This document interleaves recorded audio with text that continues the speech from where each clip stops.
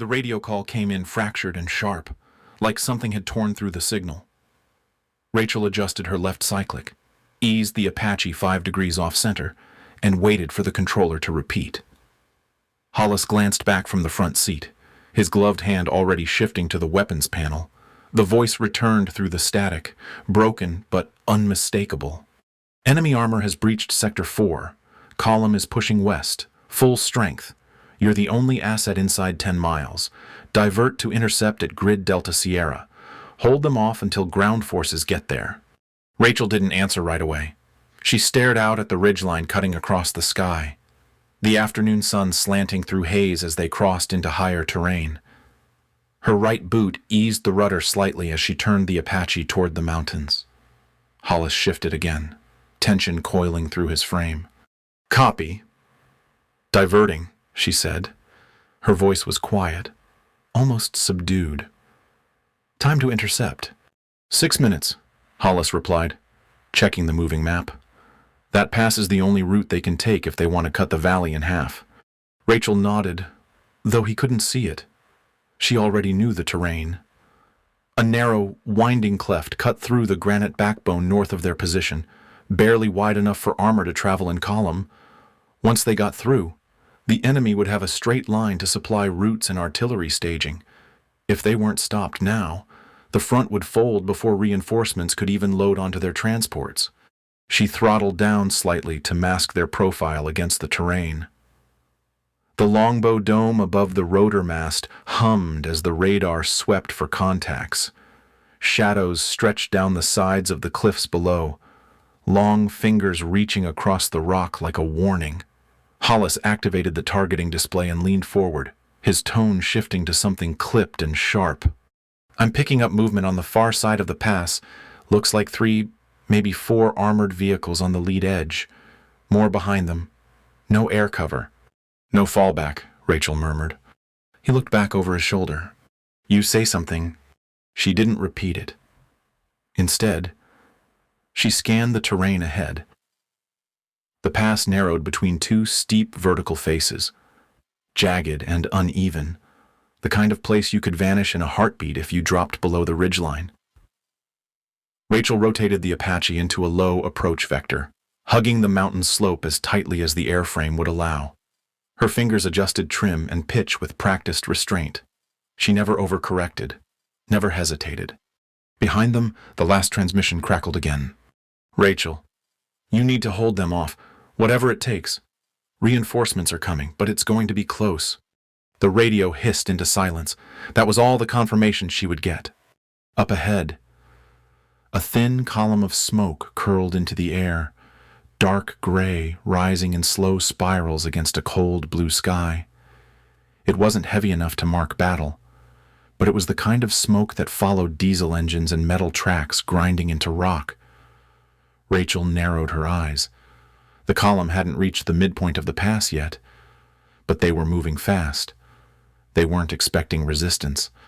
She checked her remaining fuel. Still good. Ammunition was full. The aircraft was clean and cold. No prior engagements. It would have to be enough. Hollis's voice returned, lower now. "We've got maybe 5 minutes before they're all the way in. If we hit the front of the column, we might stall the others inside the pass." "We're not here to destroy them," Rachel said. "We're here to buy time." She began her descent. The terrain folded around them like a trap.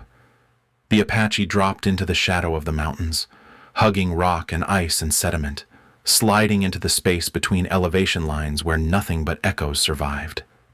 Every control input was minimal, exact. Her eyes flicked from the digital horizon to the radar feed, then back to the terrain itself. She trusted the sensors, but she trusted her hands more. Hollis exhaled once. It was the only sound in the cockpit besides the system's hum. "They won't expect us in this close, not this fast." "They'll learn," she said. They dropped beneath the tree line. Then, lower still, the Apache brushing the edge of visibility from above. Snowfields remained in scattered patches between outcrops, but the canyon itself was clear, dry, and narrowing fast. Rachel eased the aircraft behind a ridge and waited 2 seconds before pulling left into the start of her attack run. The nose dipped forward, rotors tilted.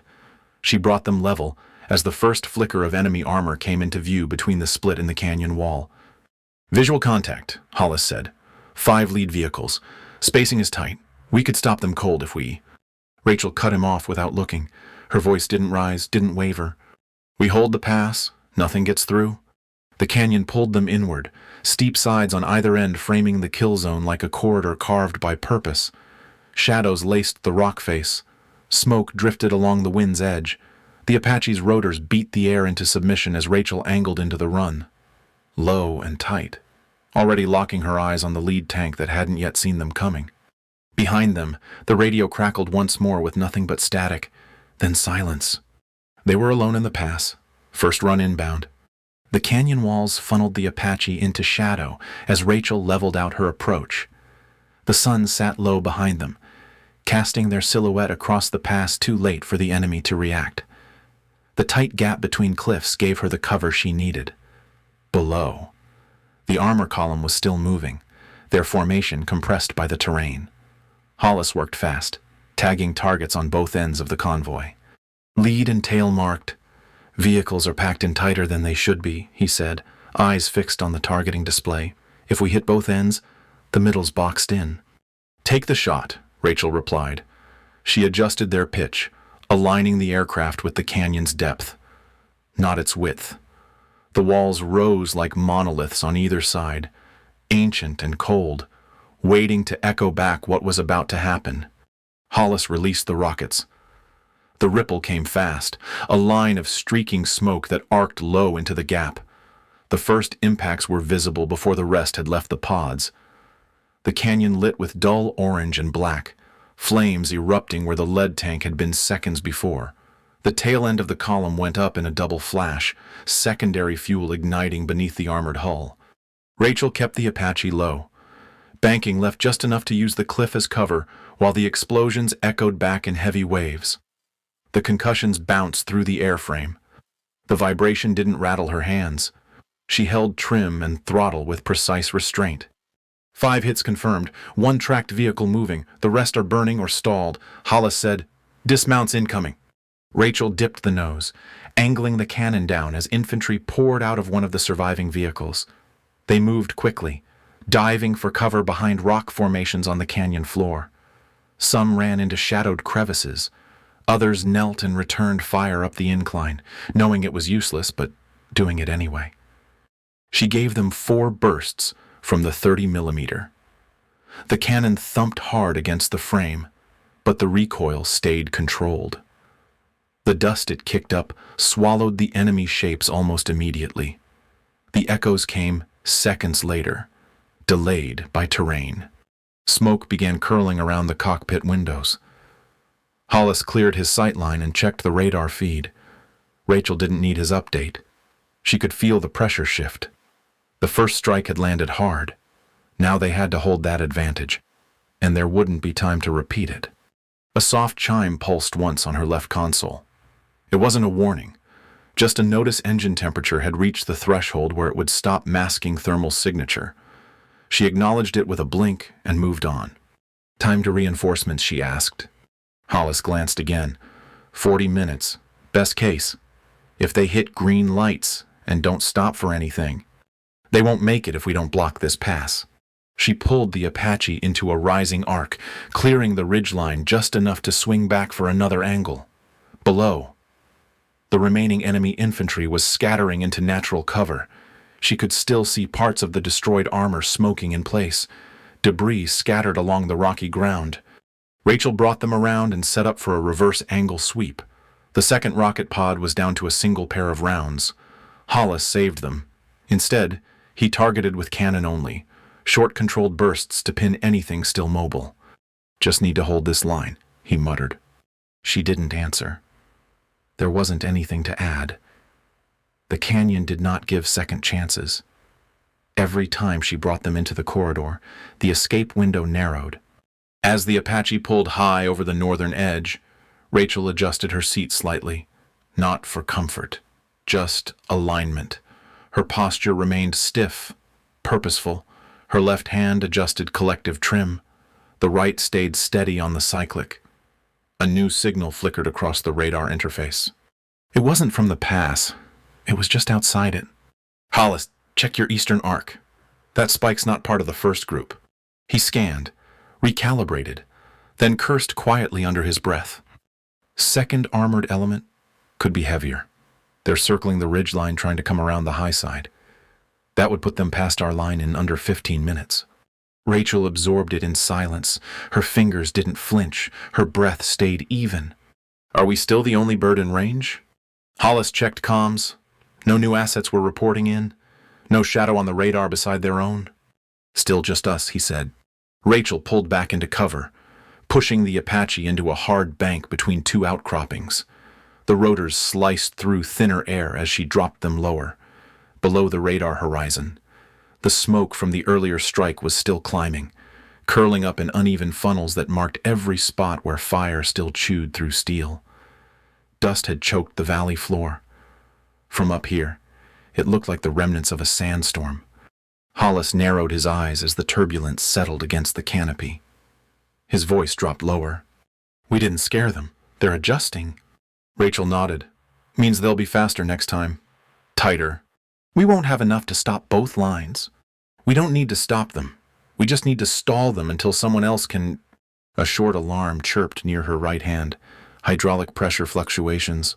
Not critical. Not yet. She muted the tone and recalibrated manually. The Apache glided back toward the interior of the pass, hidden from the rising sun. They had made their mark, but now the enemy was adapting, and the ground was shifting beneath them. Rachel didn't need to ask what came next. The line wasn't broken. Not yet. But it had just gotten thinner. Rachel stayed low along the canyon shelf, eyes sweeping from the heads-up display to the ridgeline and back again. The sun had shifted just enough to change the shadow pattern. Places that had offered clean masking earlier were now lit, exposed. She banked slightly right, riding the edge of the thermal layer as Hollis called out from the front seat. They're adapting, picking new angles, not pushing the pass yet, but they're definitely not holding either. On the display, red traces arced slowly across the northern slope, thin lines indicating scouts moving high along the rocks. The shapes were small, individual heat signatures, likely forward observers or rifle teams climbing to get eyes above the Apache's approach vectors. They're pushing the walls, Rachel said, not fast, but steady. Hollis gave a soft click under his breath as he cycled the optics. Copy that. And we've got airborne recon. Small drone, heading east to west across the gap. Just popped up on thermal. Rachel didn't turn her head, but her eyes flicked to the radar scope. The signal was faint but climbing. Its altitude wasn't high, but it was enough to expose her if it crested the pass. Kill it, she said.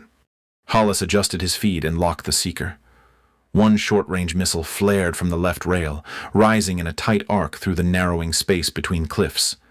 The drone disappeared in a puff of smoke, just shy of the saddleback edge. He exhaled and reset his hands on the control stack. Drone down. Still no chatter on air assets? They're blind in the sky except for what they put on foot. Rachel nodded. Not blind enough. That ridge team saw the route we took. We can't use it again. The longbow radar feed was starting to blur, not from malfunction, but from clutter. The enemy wasn't coming as a single unit anymore. They were fragmenting their approach, testing multiple routes at once. Infantry in small groups moved up draws and ledges. The second armored column stayed just beyond the canyon mouth, hidden from direct fire but not idle. They were probing now, not charging. The Apache's rocket pods were nearly spent. Her readout showed only a single pair of rounds left. Cannon ammo was down to less than 30%. Her available weapons couldn't hold off another armored push on open ground. She began shifting the flight path toward the southern wall of the pass, mapping it with her eyes before the radar could give a full profile.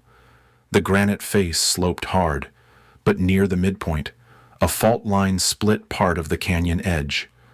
The wall had already begun to shear in thin plates. Enough stress, she thought, and it would come down. Rachel kept her voice level. We're going to channel them. Hollis blinked. What do you mean, channel them? She didn't answer immediately. Instead, she nudged the Apache into a tight spiral behind a rock spire, then brought it level. With a flick of her thumb, she switched the targeting cursor to manual input and designated 3 points along the canyon wall, none of them enemy vehicles, none of them living targets. Hollis watched the system shift. Wait, you're not hitting armor. We collapsed the pass behind them, she said. Force them to bunch up in the kill zone. Box them in. Delay their pace. That's our last rockets. It's enough!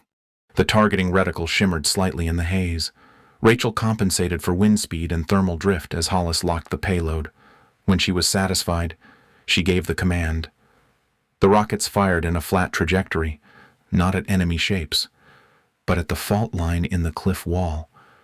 They struck with less fire than the previous salvo, but with more purpose. A moment later, part of the wall shuddered and began to slip only slightly. The damage wasn't immediate. That wasn't the point. You're setting it for later, Hollis said, his voice low, letting it give, not break. Rachel nodded. When they pass through, we'll finish it. The Apache circled back into a narrow draw to mask its profile. The rotors hissed against thinning air. Dust curled into the cockpit glass from below. Up ahead, the second wave of armor began to reposition. Their lead units now pointed toward the center line of the pass. They're moving, Hollis said, just like we wanted, front elements entering the kill zone. We'll have a shot, but only one. Rachel's hands rested lightly on the controls. Behind her, calm, the cockpit buzzed with low-level warnings. Electrical fluctuation in auxiliary systems, radar scope briefly flickering. The strain was mounting, not catastrophic, but constant. The Apache was holding for now, but not forever. The radio clicked once in her headset. Command frequency. The voice was strained, busy with coordination elsewhere. Rachel, we're still pushing armor from the valley floor. They're behind schedule. Do not expect reinforcement before 06. Repeat. No backup yet. Hold if you can. Static washed the last words into noise. Hollis stared out at the rising smoke columns from earlier strikes, still darkening the air. They're not stopping, he said. No, Rachel replied, but neither are we. She angled the Apache back into shadow, flying blind along the rock face where no enemy unit would look for a second attack so soon. The pass would funnel them in. The collapse would slow them. And if they pushed anyway, she would be waiting. The trap was set. Rachel eased the Apache into a hover position near the southern rim, just above the drop-off where the canyon began to narrow again. Wind pushed through the gap in uneven pulses, dragging smoke from earlier strikes through the air in slow, gray sheets. Beneath her, the second wave of armor moved in tight formation, clustered and bold. They were coming fast now, confident after surviving the first disruption. Tracks ground into the dirt.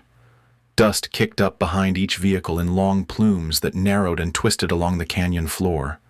Infantry jogged alongside, weapons drawn but not raised. They weren't expecting resistance this deep into the pass. The earlier collapse hadn't slowed their overall tempo. If anything, it had concentrated their movement. The canyon did the rest of the work. "This is it," Rachel said. "Get ready." She edged the nose down slightly and watched as the lead tank crossed the imaginary trigger line she had drawn in her head. Hollis followed it on the screen, tagging 3 more behind it, all of them falling into place between the walls.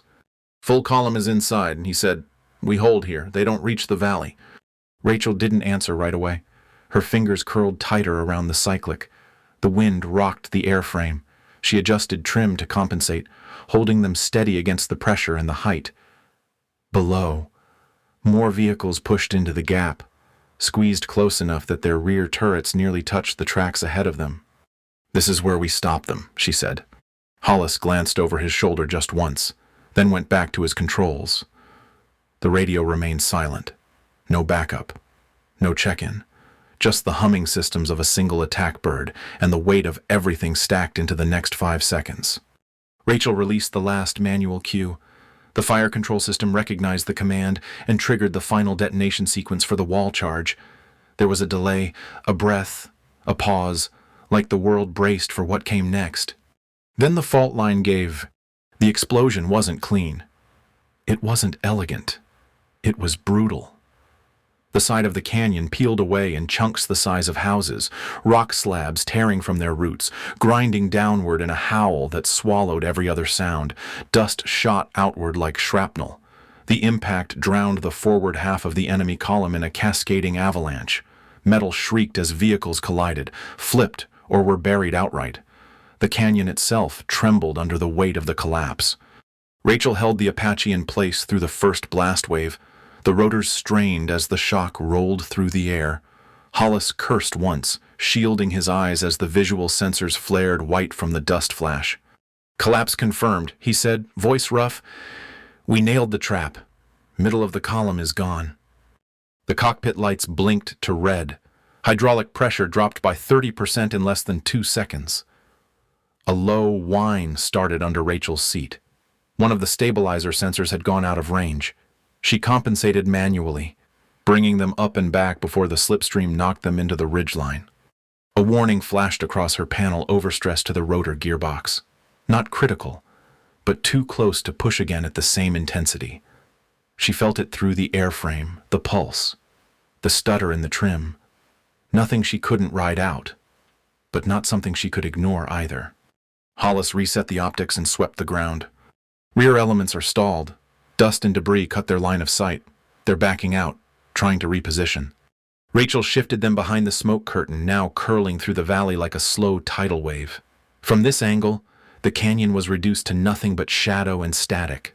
The fire control system had lost track of half the targets in the debris. The others were scrambling. "They're pinned," Hollis added, "but not for long." Rachel didn't relax her grip. She rolled the aircraft laterally, cutting hard around the northern shelf. The rotors skimmed the rock face so close she could see wind shear pulling smoke upward in spirals. A long crack stretched through the upper edge of the cliff from the earlier blast, still shifting, still settling. Inside the cockpit, the strain bled through the controls. Every vibration was louder now. The gyros pulsed at uneven intervals. The left stabilizer showed drift for the first time since launch. Rachel adjusted trim with quick, exact inputs. "We're flying rough," Hollis said. "We'll hold," she replied. The next signal on radar lit up 6 clicks to the northeast. A third formation, smaller, likely lighter vehicles, but faster. If they reached the pass before it was sealed completely, they could bypass the wreckage and cut across the ridge into the open. "We've got another group moving in," Hollis said. "Looks like they're trying to flank wide. We've got maybe 10 minutes before they're inside range." Rachel pulled the nose west, using the terrain to mask their movement as she brought them around for a final run. The Apache groaned under the turn, but the airframe held. Every second above the pass came with a price now. They had slowed the enemy, but slowing wasn't stopping. "Last pass," she said. "We hit them before they find another opening." The Apache curved wide across the ridge. Behind them, smoke still rose from the collapse, a solid gray wall hiding fire and wreckage. Rock dust drifted upward through the canyon, soft as ash, catching the fading light in thin veils. Warning lights continued to flash red across her display, one after another. Persistent, but not terminal. Not yet. Rachel adjusted pitch and began her descent. Warning tones pulsed in slow succession across Rachel's display. The Apache's status panel showed a rolling list of alerts: hydraulic pressure fluctuating, radar feed limited, rotor torque spiking on tight turns. The fuel gauge dipped beneath 1/4. Nothing was catastrophic yet, but the margin was gone. She flew by feel now, not by systems. The canyon was a maze of smoke and sharp angles. Visibility dropped to near zero. Rachel kept the airframe low and steady, threading between rock formations that looked more like silhouettes than stone. Hollis called ranges as best he could. His voice was tighter than before, but his hands still worked the optics with precision. "We've got 1 Hellfire left, 28 cannon rounds. Rachel adjusted the flight path, descending hard to scrape beneath a jagged ridge where the smoke thinned for a few seconds. Her eyes narrowed. Save the missile for the lead. She banked left. The rotors cut through a curtain of ash, sending it spiraling into the air behind them. The longbow radar flickered again, useless in the chaos of heat signatures and dust. Hollis leaned forward, squinting through the haze. They're moving in. Third wave just hit the upper ledge. They're coming in staggered, trying not to bunch up. Rachel exhaled through her nose, calm but deliberate. We take out the point vehicle. If they lose the front, the rest will slow. He didn't argue. He just nodded, locking the seeker to manual tracking. Rachel brought them in from the south edge, following the canyon's sharp bend. The space narrowed fast. No room for error. One scrape of the rotor on rock and they would tumble straight into the slope. The Apache surged forward. Terrain's too tight here, Hollis warned. Not until I'm out of sky, Rachel replied. The words were flat, unshaken. Her grip on the cyclic had gone white. Knuckles tight but precise. Ahead, the smoke cleared just long enough to give them a shadowed glimpse of the lead vehicle, a wheeled command unit. Bristling with antennas and exposed armor plating, it was turning into the kill zone, unaware it had already been marked. Target locked, Hollis said. Firing! The hellfire flared off the rail with a sharp jolt. It vanished into the murk in less than a second. Then came the impact, low and sharp, not a roar but a punch through rock and armor. A ripple of fire arced up from the blast zone. Metal folded backward. A shockwave echoed up the pass. Hit confirmed, Hollis said. Lead is gone. Rear elements pulling back. Confusion setting in. Rachel didn't let the Apache linger. She pushed the nose down and rolled them right, angling back into the nearest gap. Small arms fire crackled beneath them, stray tracer rounds flashing upward through the smoke. A few struck the underside armor. One pinged against the left nacelle with a dull clang. The vibration shifted again. Rachel felt it through her seat, deep, rhythmic. The sound of stressed metal talking back. One of the torque stabilizers was going soft. She corrected with manual trim, overcompensating slightly, but enough to keep them from drifting. Behind them, the fire from the missile strike was spreading into the underbrush. The canyon's lower end lit in waves of flickering orange, distorted by the smoke. The enemy had paused, caught in the transition between aggression and confusion. Then silence. No incoming rounds. No new radar spikes. Just the hiss of wind through the broken pass and the slow chug of a single burning vehicle. Rachel didn't trust the quiet. She dropped the Apache into a shallow glide, pulling them beneath a shelf of overhanging rock where the smoke thinned and light failed to reach. The bird held together. Barely.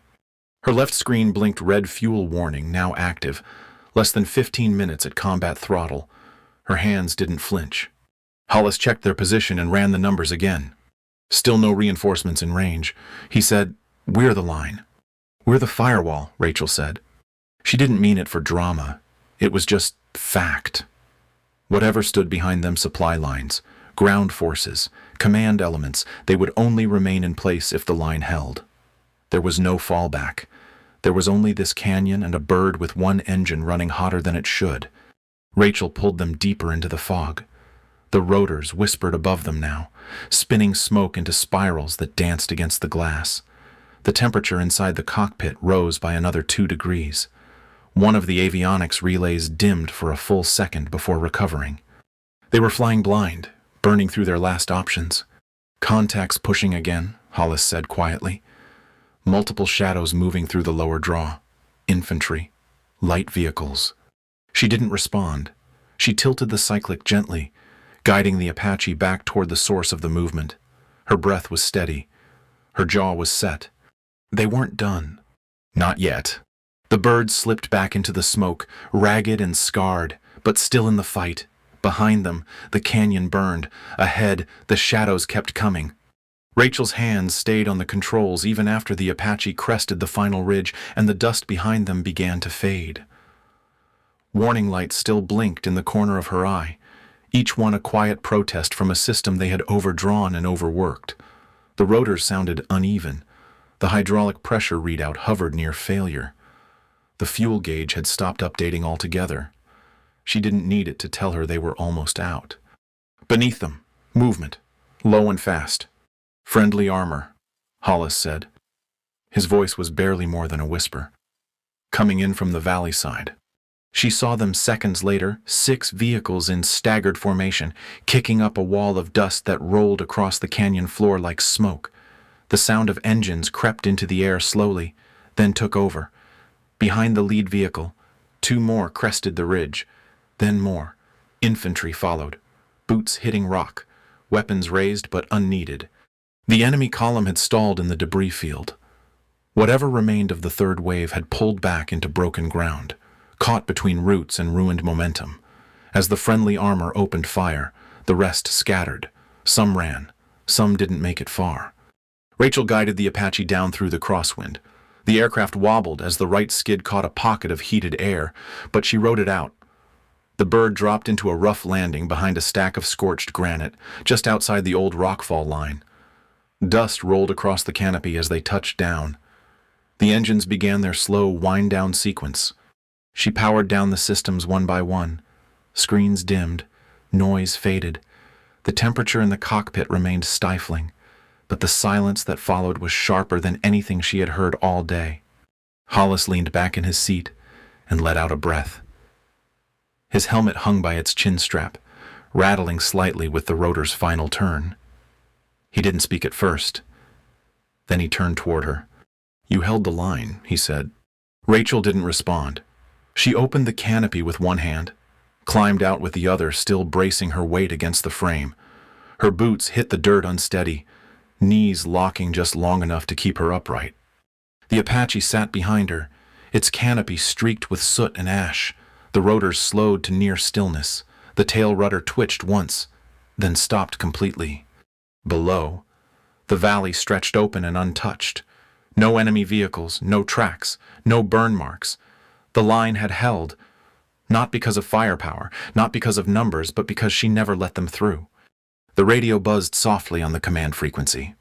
Fire line held, intercept complete, valley secure. Rachel didn't move. She just stood beside the bird, eyes on the ridgeline, breath even. The dust curled around her boots, rising into the light as the sun pushed through the haze. She didn't smile. She didn't cry. She stayed, and the valley remained quiet.